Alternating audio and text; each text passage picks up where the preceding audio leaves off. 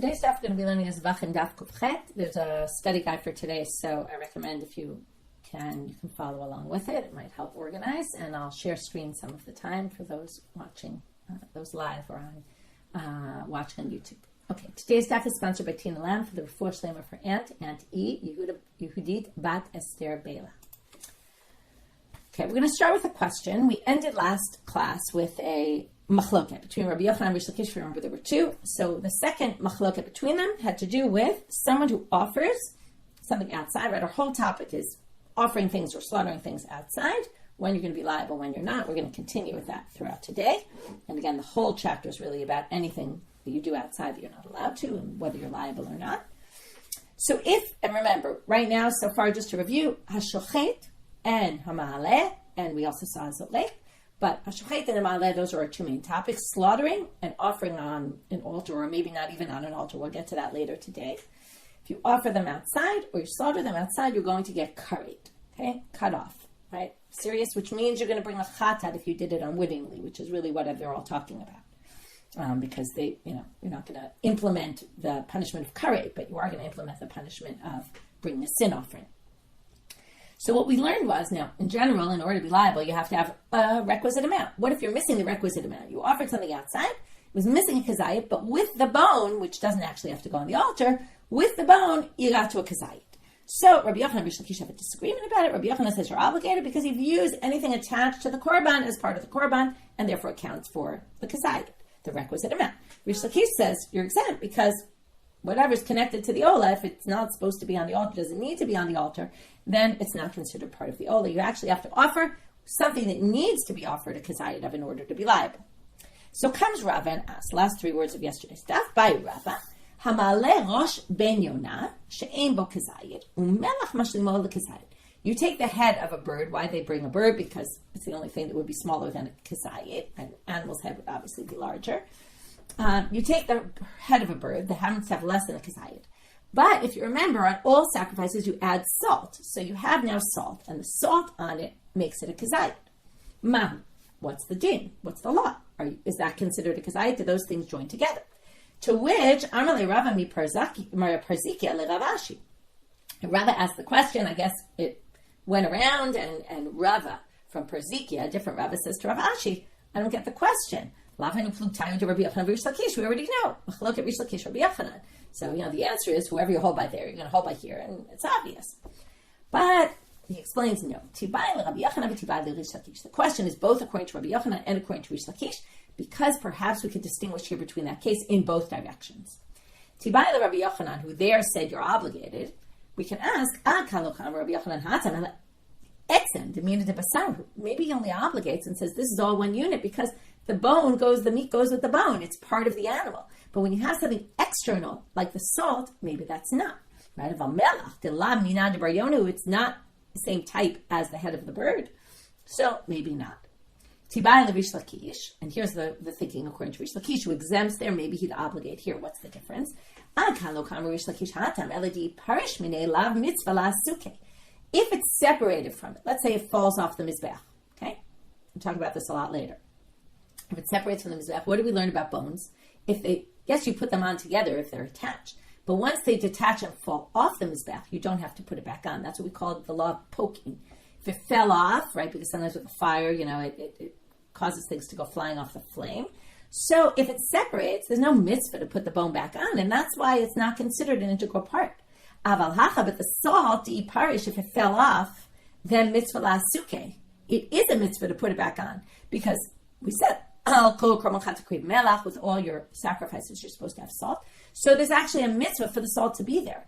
And therefore, maybe we wouldn't say you're exempt. We would actually obligate because we view this as part of the mitzvah. And therefore, it's all one unit. And therefore, it would complete the requisite amount. Now, maybe it doesn't make a difference. Teku. And the answer is teku. We don't know what they would say in the case of the salt and the bird's head. Okay, moving on. Now we're going to go back to the Mishnah. If you remember, there were two debates in the Mishnah. We're going to go one by one to the two debates. We go back to Daf Kuf Vav, Amud Aleph, the beginning of the chapter. We had a machlokah between Rabbi Yosef, Lili, and Tanakama about if somebody slaughters outside and then offers outside? Do you have to bring 2 sin offerings? Or do we say, no, if you slaughtered outside, you're only liable for the slaughter? Rabbi Yosef says, you're not liable for hala'ah, because what's hala'ah? Hala'ah is something that could have been a regular or valid korban. This wasn't a valid korban because you disqualified it, to which the rabbis, if you remember, retorted that, and I'm not going to repeat the second case now, let's just be in the first case, because they're 2 different cases, and we're going to deal with them differently today. The retort of the rabbis was, what do you mean? Anytime you offer something outside, you've already disqualified it as soon as you walked out of the Azara. So you're always offering something disqualified, and yet obviously you're obligated in some case. So you're going to be obligated in all cases, even if it's disqualified before. What's the difference if, and I'm kind of setting up today, what's the difference if it's disqualified because you took it out of the Azara, or it's disqualified because you slaughtered it outside from the beginning? Okay, now there's obviously going to be a difference, and that's why Rabbi Yosef says what he does. Now in the Mishnah, Rabbi Yosef doesn't respond. But we have 2 braitot, where, or maybe it's 1 braita, where we have 2 answers in the name of other people who give a response for Rabbi Yosef Glili. So Hishiv Rebbe Tachat Rabbi Yosef Glili. So Rebbe responds in place of Rabbi Yosef Glili and says, Ma'ale shochei p'fnim u'ma'ale b'chutz, shaytalo shata koshel. Okay, and this is what I was setting you up for, which is the disqualification of taking something that was slaughtered inside, outside, or actually slaughtering it outside from the start is very different. What's the big difference? Well, we're going to have 2 possible big differences. One is what Rebbe says, which is, if you slaughter it inside and then you disqualify it by taking it out, it's less of a disqualification. Why? Because it at some point was a valid sacrifice. Because as soon as you slaughtered it, it could have been offered in the temple because you slaughtered it inside. Tomar b'shochet chutz u'ma'aleh b'chutz shelo hayta lo shata kosher. Right? Let's just finish the first one. You slaughtered it inside, so it was valid to go on the altar. At some later point, you disqualified it by taking it out before you actually got to offering it. But since it was valid to begin with and could have gone on the altar inside, therefore you're liable for burning it outside. It's actually very logical. But tomar b'shochet chutz u'ma'aleh b'chutz shelo hayta lo shata kosher. But if you slaughter it outside and then offer it outside, well, it was never valid to go on the altar because things are only valid to go on the altar after they have a proper shechita. And you didn't do a proper shechita because you did the shechita outside the temple. So that was never valid. And that's why he thinks it's so invalid that when you offer it outside, you're not going to be liable for offering it outside. Again, you're going to get kareh and bring a sin offering for the first, right, if you did it unwittingly, for slaughtering it. It's not like you get off scot-free. You did the first stage problematic, but the second stage, you're already offering up something that's completely disqualified and never was worthy of the mizbeach inside, so therefore you're not liable when you bring it outside. That was the first response. Hishiv, we're going to bring 2 responses, and then we're going to say what's the difference between the 2, like what's the nafkamina, the practical difference. Hishiv Rabbi Elazar Rabbi Shimon Tachat Rabbi Yossi Aglili. Ma l'shochet b'fnim u'ma'aleh b'chutz, shekein kodesh mekablo. If you slaughter it inside and then offer it outside, and let's say, now what happens? Let's say you slaughter it, and then you take it outside. Once it's slaughtered inside, if you took it outside, and let's say you brought it back in, okay? You forgot that it's a problem, and you brought it back inside, and you put it on the altar. Remember the halacha here? Imala lo yired. Once a psul of yotze, which is what this is, it left the azara. If you offer it on the altar, it actually gets to remain on the altar. That's what it means, hakodesh mekablo. The mizbeach kind of absorbs it, okay? Accepts it, even though you're not supposed to. But if you did, it's accepted. But tomar b'shochet b'chutz she'ein kodesh mekablo. But if I slaughter something outside the temple and I put it on the altar, we say take that off right away. That is completely disqualified. It wasn't even slaughtered in the temple. So, therefore, again, the disqualification of outside is so disqualified that, again, and all related to the altar, if you were to put it on the altar, we take it right off. So therefore, if you offer it up on an altar outside the temple, you're not going to be liable because it wasn't even valid to go on the altar here, not even post facto, b'di'evet. Okay, my benayu. Okay, maybe I'll already put up the study guide here. Okay, what's the difference between the 2 approaches? Give me a second to put it up. What's the nafkamina? Whether you say the issue is, whether the issue is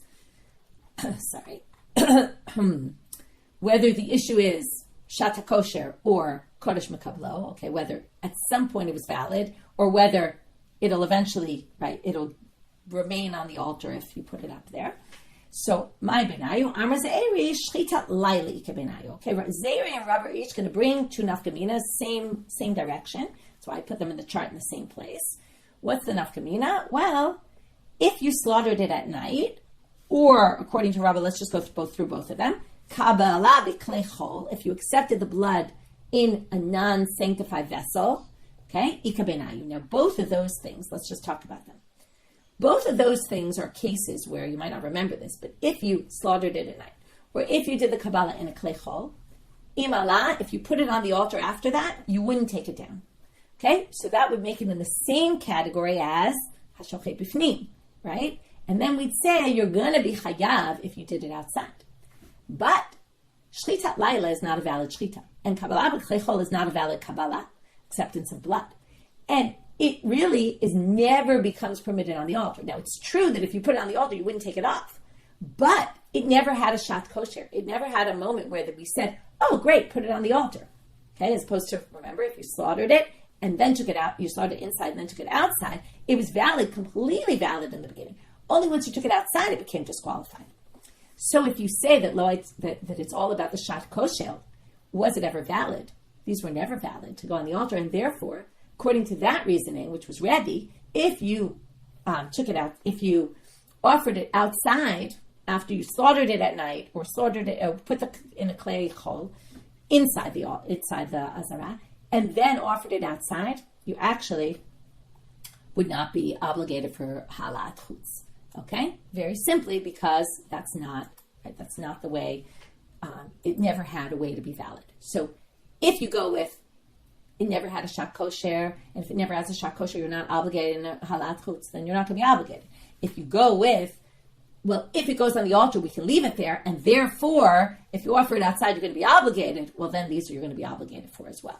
If you offer them outside, because they actually are in the category of, if you did them and put them on the altar, well, we leave it on the altar. Okay, now we're moving on to the next machloket between them, which is about, and we're going to go in a completely different direction here of how the sugya is going to handle this. So what this sugya did basically was, it gave two responses to what Rabbi Yossi Aglili could have said to support his position, and then talked about the practical differences between the two. Now we're going to have a different approach here. What we're going to do is we're going to qualify the machloket, okay? In saying, wait, the rabbis have a really good claim, they're going to say, well, actually Rabbi Yossi Aglili agrees with that, but this is what their disagreement is about. And we're going to understand it in a very different manner than we did earlier. So let's go back to the Mishnah. Tamei she'achal, we have an impure person who eats disqualified, the machloket is about the disqualified, okay, tamei, sacrificial meat. So both the person's tamei and the meat is tamei. I'll just remind you of some differences. A person who's tamei who eats kachim, can't eat any kachim. Okay, if they eat kachim, they get karet, if you remember. If they eat, if I'm tahor, I'm totally pure, and I eat disqualified kachim, then it's not karet. It's just forbidden, but it's not karet. So first of all, it's much more severe, if I am impure and I eat sanctified items. Okay, so there's again, me being impure, eating sanctified items, which theoretically, let's just say pure sanctified items. And the machloket is about what if I ate disqualified sanctified items. That's really where the machloket is. And then there's a pure person eating disqualified kachim, sacrificial items. Okay, those are two different isurim, and now we're combining them. What if it's both? Both I'm impure and the food is impure. And that's the machloket. The rabbis say it doesn't matter. I'm liable. I'm going to get my karet no matter what, because I'm an impure person and I'm eating sacrificial items. It doesn't matter if they're pure or impure. Comes Rabbi Yossi Aglili, says, what do you mean? If they're impure, I'm anyway forbidden to eat them, and therefore I don't get karet because I'm tamei tumat haguf, right? And he says basically, right, it's only a problem if I actually eat tahor items. And then he says, the rabbis say back to him, what do you mean? Anytime, just like in the previous, anytime anyone is impure and they eat sacrificial items, let's say pure ones, like you're saying, Rabbi Yossi Aglili, the minute they touch it to go eat it, so let's say 98% of the time they're going to touch it before they eat it, they already disqualify it. So even if they eat disqualified items, they're always, even if they're technically originally not disqualified, now they're disqualified by you touching them, and yet you're still obligated. So what do you see? That doesn't matter, right? So it should be bein kodesh tamei, bein kodesh tahor, whether it's tahor, whether it's tamei. So Shapir Cha'amalei Rabbanan, Rabbi Yossi Aglili. So the Gemara again says, the rabbis have a good claim. So Amar Rava. Rava says like this, and he starts to qualify their machloket.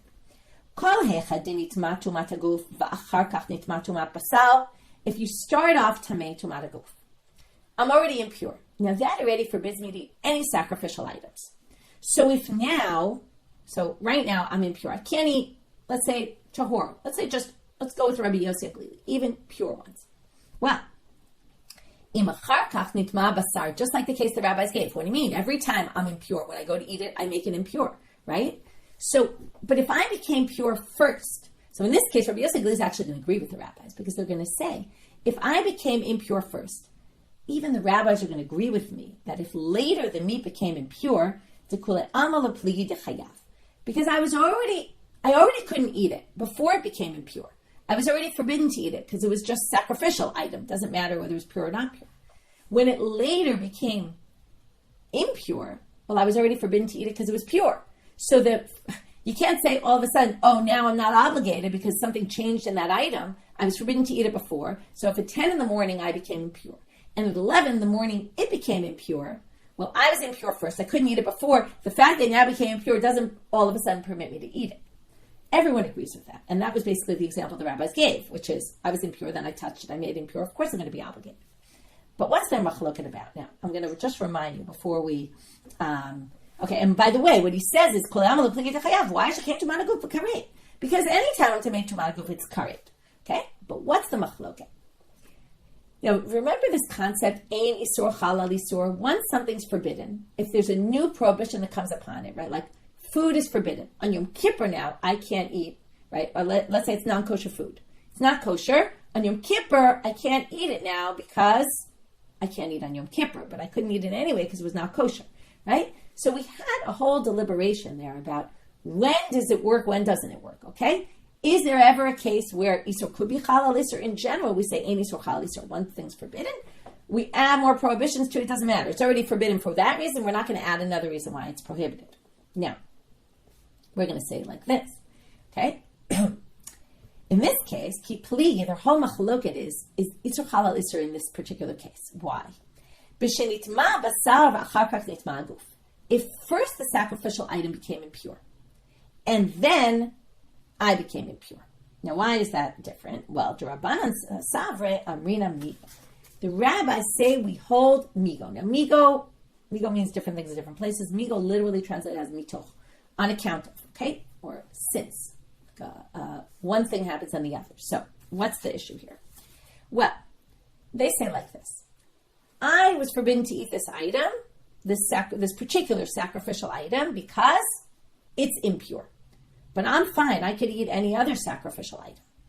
Now, this is going to be called an Isur Kolel. And the rabbis hold that in Isur Kolel, mitoch, okay, that's the migo, because I'm now forbidden when I become impure later. So at 10 in the morning, the item was impure and I was fine. So what did that mean? Let's say we have a pile of pure and a pile of impure. I was able to eat all the pure sacrificial items. I just couldn't eat all the impure items. At 11 o'clock, when I become impure, what happens? Well, if I have two piles in front of me, pure, impure, so the impure I couldn't eat, but the pure I could eat. Now that I became impure, all of a sudden I can't eat any of them because they're all sacrificial items. So now that the Isser applied to the set of pure items, since a new prohibition came upon me, that new prohibition, once it already has a place to go, it can go on more things, okay? And sort of works with the non-kosher food also, right? Non-kosher food was forbidden to me, but kosher food was permitted to me. But on Yom Kippur, I can't eat any food. So that's a similar idea, okay? So since it has a place to rest, that prohibition, right? If it's the exact same thing, so we can't add another prohibition, right? But like, let's say the meat became impure in another way or something. Here it wouldn't exactly be the same comparison because once it's impure. But you can't add the exact same thing. But if you add something different, it already has a place to go there. We can say it applies to the rest of it. That's the migo. Mitoch, that it can apply here, it spreads, okay, to everything. And then I'm now obligated because I'm impure. And now I'm going to get karet because originally I only got negative prohibition for eating the impure meat. Now that I can't eat any sacrificial items and I get karet for that, once it applies there, it's going to apply also to the stuff that was forbidden to me in the first place.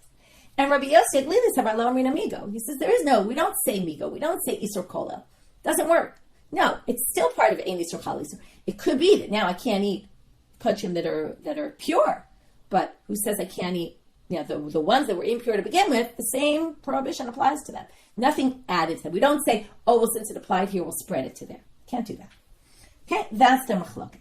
Now, so Rabbi Yossi, so Rabbanan said Migo, he said lo amrina migo. So now they ask a question according to Rabbi Yossi. For Rabbi Yossi, he did migo lo amrinan. Now, 1 minute. I get that you don't say migo. So in this case, we're going to say, okay, so it was problematic to me because it was impure. Now it's problematic to me because I'm impure, but it was already problematic because it was impure. So we don't add on any prohibition, but only the ones that are pure, those are now forbidden to me, and I would get curry for them, but not those. And then what's the problem, though? Those are still going to be just a negative commandment. I'm impure. I eat impure stuff, right? I don't get curried, and I can't eat impure sacrificial items, but that's because no one can eat impure sacrificial items. So he said, I get that you don't want to do an Isur Kolel. Just because it applies to the pure doesn't mean it's going to now spread to the impure. But don't say, okay, you added something new, a different set of items, so it's going to spread to there. But you're adding a different level of severity. Now it's curried for me to eat sacrificial items. So shouldn't that apply? Shouldn't we say, okay, before it was just a negative prohibition, now it's severe. Now it's curried, so then it should apply because the severity is different. Not going sideways of new set spread to that set, but new level of prohibition. So the curried should apply. To which they answer, Rav Ashi, Mimai de Tumah Guf Chamura. Why do you assume? Now, it's true, Tumah Guf is Chamura. Okay, I'm now impure, I'm going to get curried. That's obviously more severe. But what he's going to say is there's also something more severe about Tumah Basar, about the meat being impure. What's that? Dilma Tumah Basar Chamura sheken ein la tahara b'mikvah. This is a very interesting chumrah. Right? It makes a lot of sense. If I'm impure, while we say I'm going to get curried when I eat the sacrificial item, it's true that ups the level of severity, but it actually has a certain leniency because I could just go to the mikveh and become pure. The meat, once it becomes impure, you can't dunk a piece of meat in a mikveh and say now it's pure. Once it's impure, what do you do with it? You have to burn it. There's nothing else you could do with sacrificial items that become impure. They're completely disqualified. You can't ever undo it. So that's a severity that's in the meat that's not in the person, and therefore if the meat, it started out as being impure meat first, you can't say, oh, we added severity because we actually added severity, but also that had a severity to it, so that logic wouldn't work. Okay, and that's what we did here is, okay, let's just review the two sections. We started with the first machlok of Rabbi Yosef Glili and the rabbis, and what we did was we just defined what's, right, why do they have this debate, really what Rabbi Yosef Glili would respond. In this case, what we did is, well, the rabbis did have a good claim. Rabbi Yosef Glili actually agrees with them as long as, right, first the person was impure, and then the meat became impure. And that's the case the rabbis were throwing at him as a question. He actually agrees with them about that. But they argue in the opposite case, where first the meat became impure, and the whole argument now, which is not the way we understood in the Mishnah, has to do with Isur Kolel or not. Okay, do we hold by Isur Kolel? Isur Kolel does add it, makes a new prohibition or not. Okay, and that's the machloka between them. Now we're going to move on to the next Mishnah. Chomer, there's 3 parts to this Mishnah, and then we're going to deal in the Gemara with each of the 3 parts, and we're going to finish today, Bezrat Hashem. It's a bit long, but we'll get there hopefully. Chomer b'shchita mi ba'aliyah. And Baliyah mi b'shchita. They each have their own chumrah. Okay, we're talking, these are our 2 topics right now, slaughtering it outside and offering it up on the altar outside. Okay, so there's a chumrah by each one. And right now we're not going to know why or where we get it from, and we're going to start that immediately in the Gemara and figure out what are the drashot in the Torah from where we get it from. We're going to have a bit of a ping-pong dizzying thing going on. That's why I made a chart. Hashochet lehedyot chayav, v'amaleh lehedyot patur. If I slaughter it outside, for the sake of somebody else, okay, which is really like avodah zarah, basically, I'm going to be liable for slaughtering it outside. Okay, but if I offer it on an altar to someone else outside, not to God, but I say I'm offering this to my friend in honor of my friend, I'm exempt. Okay, why? Okay, it's not going to really be so logical. It's going to be more drasha from the psukim. Chomer ba'aliyah, there's a chomer by offering it. If 2 people slaughter it together, 2 people, right, slaughter an item together, the animal, they slaughter it. You might remember this from Masechet Shabbat, where we had, if 2 people do a malacha together, they're not liable. It's only one. So if I do it together with someone else, I'm not liable for shechita. That's the leniency. But if the two of us together pick up this limb of the animal, offer it outside, we're both liable.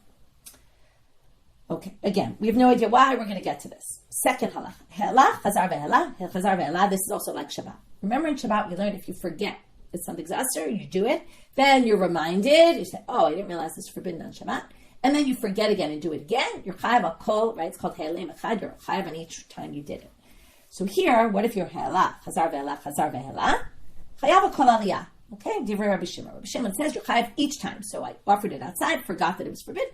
I'm chayav chatat. Then they remind me. I said, oh, I have to bring a sin offering. Then I forget again. I do it again. Okay, we're going to have to see. We're going to see in the Gemara exactly what case this is. There's a three-way machloket. What exactly is going on here, and what's the machloket between him and Rabbi Yossi that we're going to see right now. Rabbi Yossi Omer Eino chayav elechat. You're only chayav one. Okay, if you did this a number of times, you're only chayav one. Okay, it seems like it's a simple helem echad or not, but it's not. We're going to see a bunch of different ways of understanding this machloket. Okay, third-ish machloket. The Gemara you're going to see thinks that there's a continuation of Rabbi Yossi, so we're still in Rabbi Yossi. You're only liable if you offered it on an altar outside the temple. But if you offered it on the ground and burned it on the ground, you wouldn't be liable. If you did it on a stone or a rock, you're going to be liable no matter what. Okay, it doesn't matter, mizbeach or rock. That's going to be the end of today's stuff, like what's the basis of their machloket. Now the Gemara starts off and wants to know, okay, now why is the ma'aleh to another person you're exempt, but if you're slaughtered to them, you're going to be liable. Okay, and for this, we're going to look at the study guide. This is very helpful to see where we get all these different things from. Okay, we're going to darshan. Now, the important thing to know is when you look at the shchut chutz psukim and the halat chutz psukim, which I brought on your sheet, you're going to see I bolded all the words. They both have ish.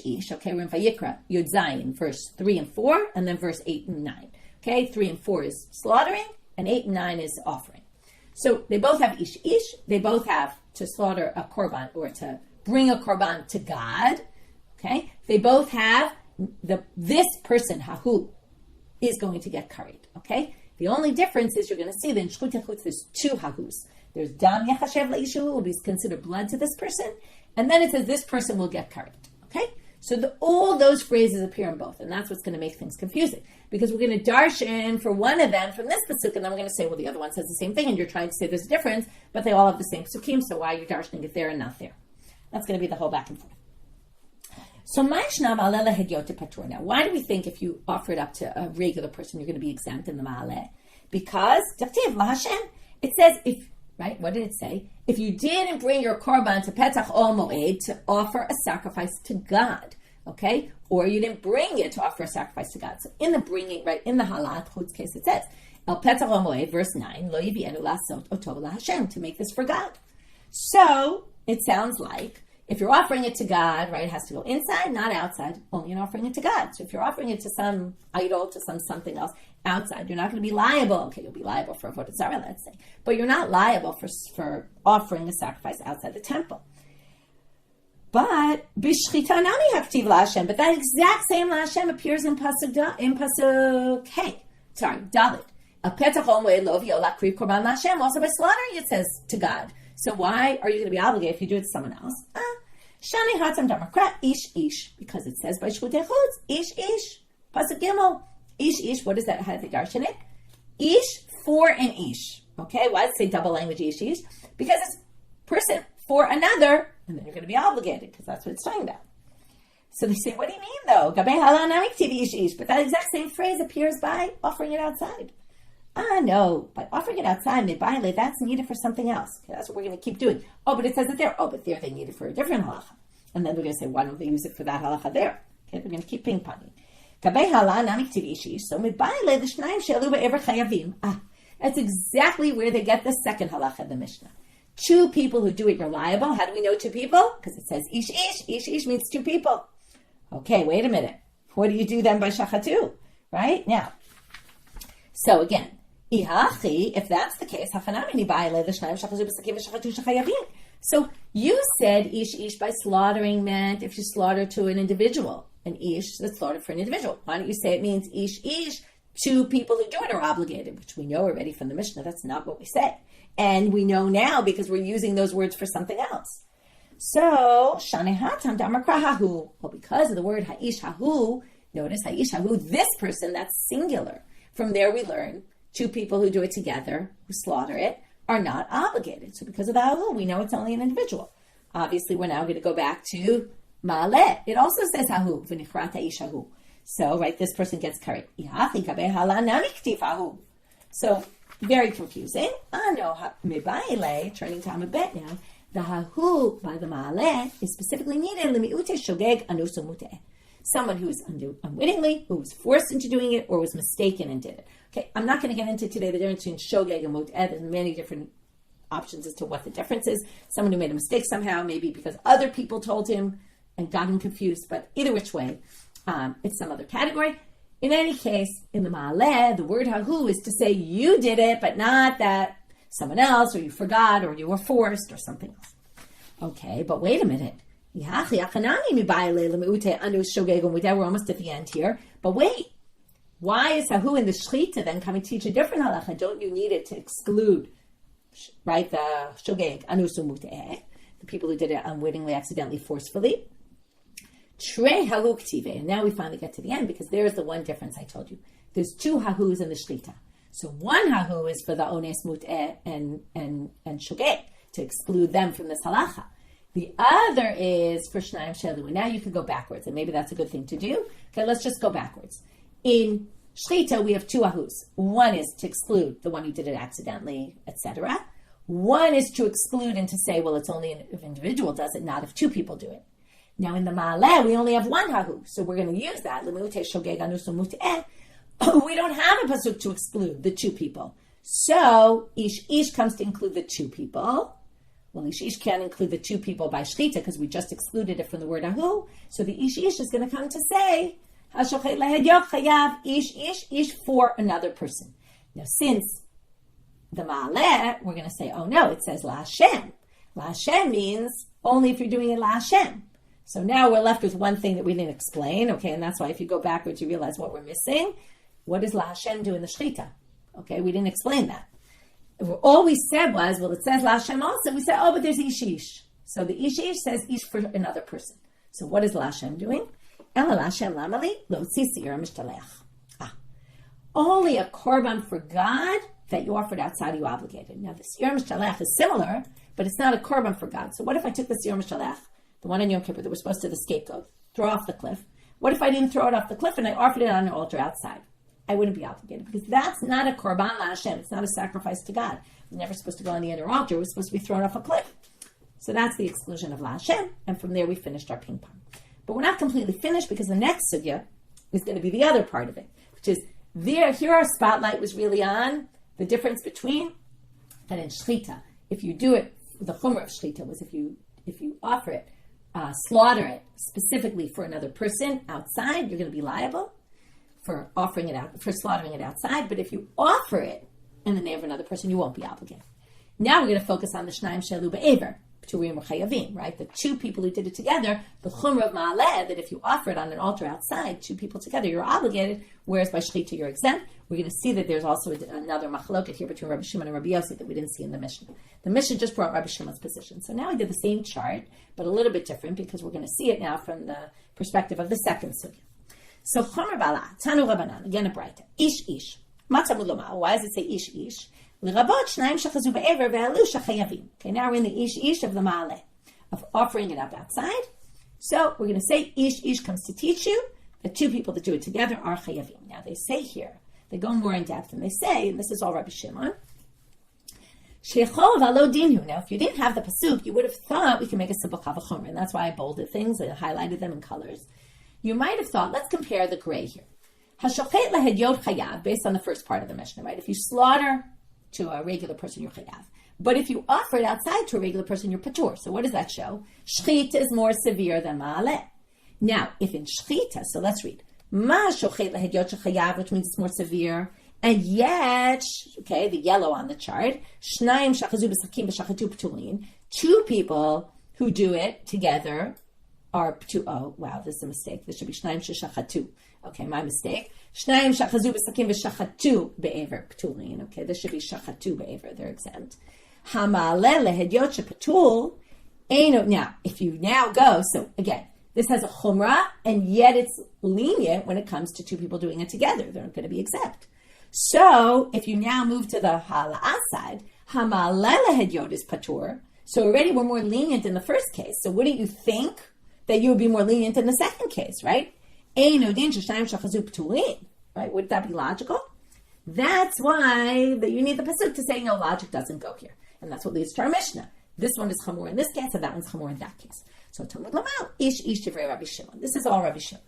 Comes Rabbi Yossi, and he disagrees. Okay, he, if you look here, is going to say shnayim shalu be'ever are ptulin. Okay, he thinks across the board shchita, hala'ah, you're all ptulin. Now, what does he say? Hahu echav lo shnayim. Okay, he says because of the hahu, just like we did with shchita, the same thing he says by hala'ah. It says hahu. Hahu means this one person, right? You're chayav only if you do it alone, not if you do it together. In kematom alover ish ish. So what does he do with the ish ish that we use specifically to darshan ish and another ish, two people? Well, dibra Torah to the b'nei Adam. He thinks that's just a way that the Torah speaks. That's not teaching us anything unique. Okay, we've seen this many times. Double language. Some people darshan it. Some people say, oh, it's just the way they speak. Okay, Rabbi Shimon. Now we have to just finish up the ping pong. What does he do with each pasuk? Rabbi Shimon, ahu. What does he do with ahu? That Rabbi Yossi said that means just one person, not two. But Rabbi Shimon disagrees. So what does he do with the ahu? He uses it for what we saw Ahu used it for in the previous. That basically matches our previous chart. That Ahu from Ma'aleh is coming to Muteh Shogeg Anus Muteh. Rabbi Yossi said, where does he learn that halacha from now? From Hu Hahu.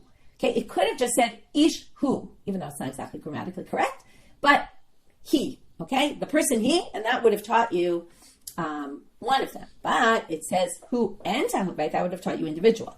One, not two. But because it says hahu with a hea yidiyah at the beginning of the definite principle, teaches you two things. And Rabbi Shimon, who lo darish, he doesn't darshan two things from the fact that he says hahu, he doesn't think that's worthy of darshaning. And that's how we close that section.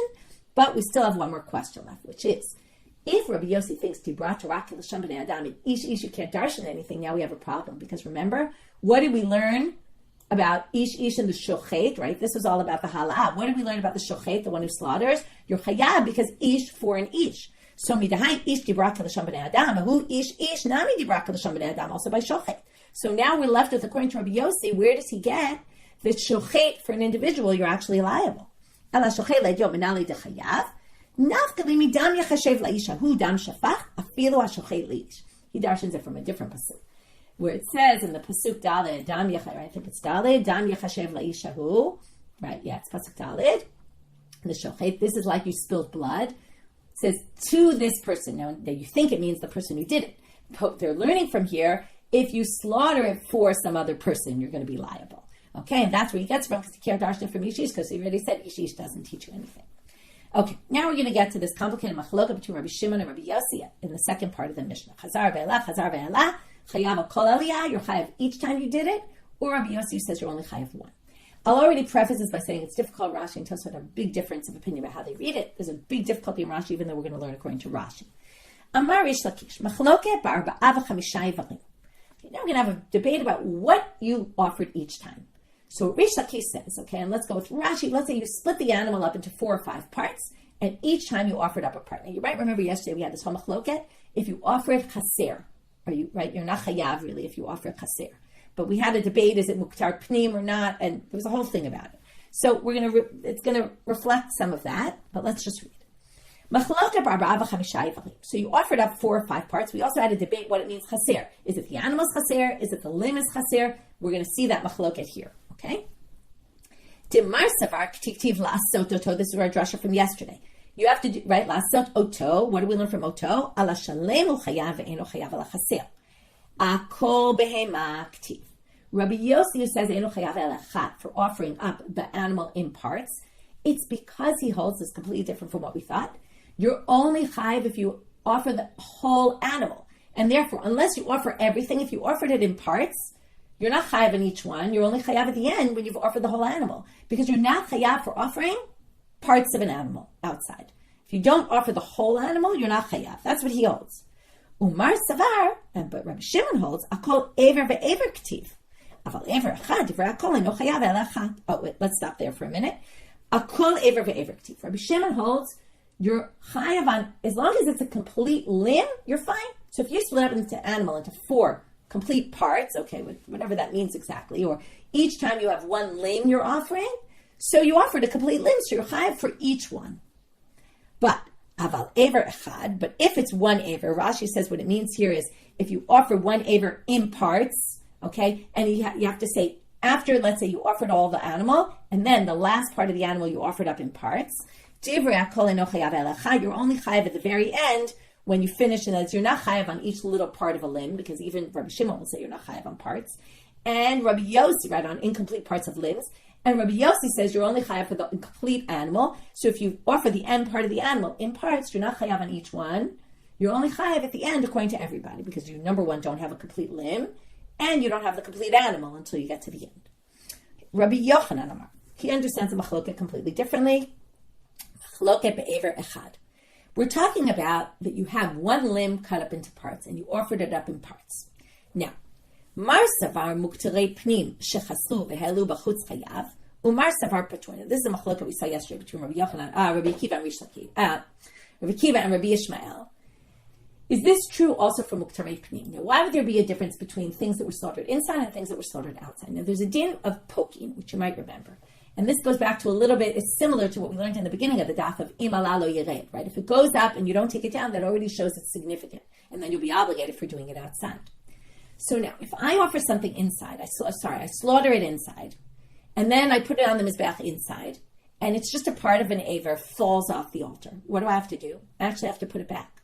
So Rabbi Shimon says, well, if I slaughter this animal inside, and then I offered a part of the limb outside, I'm actually going to be obligated, even though in general I'm not obligated for part of an aver. But if I actually did the slaughtering inside, since if it was inside and it went on the altar and it fell off, I'd have to put it back on. That shows it has significance and I'd be liable.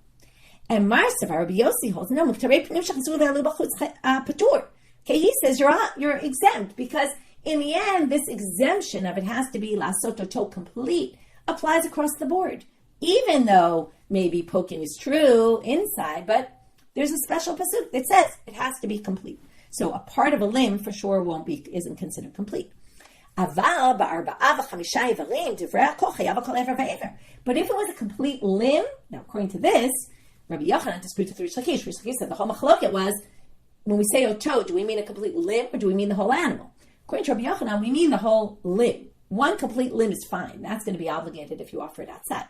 But we're talking here about parts of limbs. And that there's a debate about whether the exemption applies even for muktarei pnim, because of the law of poking, maybe it doesn't.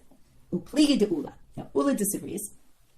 He's using the same logic as Rabbi Yochanan, but he pushes everything a level over. He says, everyone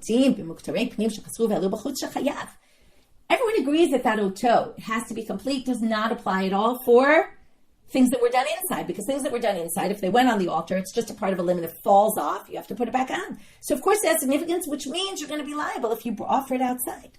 Lo nechleku ela, what's the machloket about? Specifically muktarei chutz. If you slaughter them outside and then offer them outside and they were just in parts, that we have a machloket about. To marsavar patur, marsavar chayav. Okay, now Rabbi Yossi is very easy. You're exempt because, of course, it has no significance. You slaughtered it outside. So, of course, now when it's just a part of a limb, that's what the din is, lasot oto. But Rabbi Shimon's going to hold that even outside, because inside it has a lot of poking, that gives it significance. But some people say that what Ula said actually was just like Rabbi Yochanan. He doesn't disagree with Rabbi Yochanan at all. That's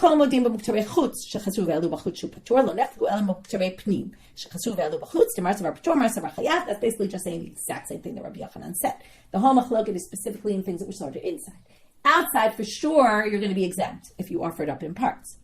And he argues with the father of Shmuel, and Avua de Shmuel argues with the first language of Ula, the third explanation here, but the first explanation of Ula. To Amar Avua de Shmuel, Keman mahadrina and poking l'gabei mizbech, Keman de lo ke Rabbi Yossi. Rabbi Yossi holds, he says that Rabbi Yossi holds that you don't even put back limbs on the altar, and that's why even muktarei pnim she'ala chaser is going to be patur, because even if it was slaughtered inside, even if it was on the mizbech and it fell off in a good scenario, you wouldn't have to put it back on. Now that was Rabbi Yossi holds. He says the one who says that poking parts of limbs go back on the altar inside is obviously not Rabbi Yossi, and that only matches Rabbi Yochanan's explanation and not Ula's. Okay. Last section for today. Sorry, this is a little bit long. Eino chayav el ad she'aleh, either mizbeach or even on stones. So now we're going to have a machloket and a question what the machloket is based on. What's their source? Am Rav Huna, my time at Rabbi Yossi, who says only on a mizbeach you're going to be obligated. Dichtiv vayiven noach mizbeach laHashem. He built an altar. There you see, altars are what we do outside. Am Rabbi Yochanan, my time at Rabbi Shimon, dichtiv yikach manoach, the father of Shimshon. He took a gedi zim vet mincha vayal alatzur laHashem, and he offered it on a stone. So there you see, stone is sufficient to be called a sacrifice. Idach nami haksiv. So now what do they each do with the other pasuk? Vayiven mizbeach laHashem. Ha'ul gavo ba'alma. Why did Noach put on his bath? He just wanted it to be higher, so he put it on the altar rather than on the ground, rather than on a stone on the ground. The one who says mizbeach, why didn't he go with manoach? That was just a one-time thing. Alternatively, you could give a different reason for Rabbi Shimon. Rabbi Shimon omer mizbeach petach moed ve'em mizbeach babama. We have a mizbeach in petach moed, but you don't need a mizbeach in the bama. Since you don't need a mizbeach in the bama, therefore, if you offered it outside, in a when there's a Beit HaMikdash, right, you offer it outside on a rock or on a stone, you're obligated because you don't even need a mizbeach in the bamot. So that's a different reason. Yet, so the Gemara first asks on this brayta, Yatzame ba'ile. It should have said, since you, what it really wanted to say is, mizbeach is specifically in Petach Moed, but there's no mizbeach b'bama. Therefore, if you offer it on a bama, you'll fulfill your obligation of bringing a sacrifice. So why did it say not the basic case, but a weird case, which is, well, let's say you offered it outside on a stone, you'd be obligated. Now, for us, it's not weird. That's our topic. But in the context of this brayta, that's weird. It just should have said it can be yosei and a bama. So he's saying this is how you read it. They're making a jump, but you need the transition. Therefore, if it's a time when bamot are forbidden and you offer it outside, you're going to be obligated, even on a stone. Last question for today, really not so connected, but because we're talking about bamot, it's a question about bamot. By Rabbi Yossi Rabbi Chanina, keren v'kevesh v'yasov v'ribua mal she'yakvu b'bama. If you have the corners of the mizbeach, the ramp, the base, that you need that base at the bottom, and the fact that it has to be square, all those requirements of the altar that we learned about in the past, do you need them in a bama? Amalei Rabbi Yirmiyah, Tanya, keren v'kevesh v'ribua v'yasov ma'akvim b'bama gdola ve'em ma'akvim b'bama ketana. Yes, you need them for the big bamot, which is where they would do communal offerings when there was no temple, but not on the small bamot where individuals just offered up their own sacrifices. You wouldn't need a mizbeach with all those criteria. Okay, with that we finished for today. A bit long. I'll try to summarize very, very briefly. We had the first thing about the things combining and that weird case, which maybe it's the same, maybe it's different. Yes, the Shuli's article, which is all about the bamot. Thank you for telling me that, reminding me about that. Rabbi Yossi Galili talks about, right, the machlokot. Rabbi Yossi Galili, we have the two different machlokot. We already reviewed that, right, and the responses of Rabbi Yossi Galili, which were really missing. So one gave responses, the other just reshaped the machloket. Then we had the two chumrot of shchita and hala'ah, bachutz, and then we saw how we found it in the psukim. We had long ping-pongs about that. Then we went to this machloket, chazar ve'elah, and had three different explanations of it. And then we ended with what's the base of the machloket, whether in order to be obligated, hala'ah bachutz, does it need to be on a stone, or does it need to, or can it even, does it need to be on an altar, or could it even be on a stone? And what the basis of their machloket was. And with that, we finish for today. Wishing everyone a good day.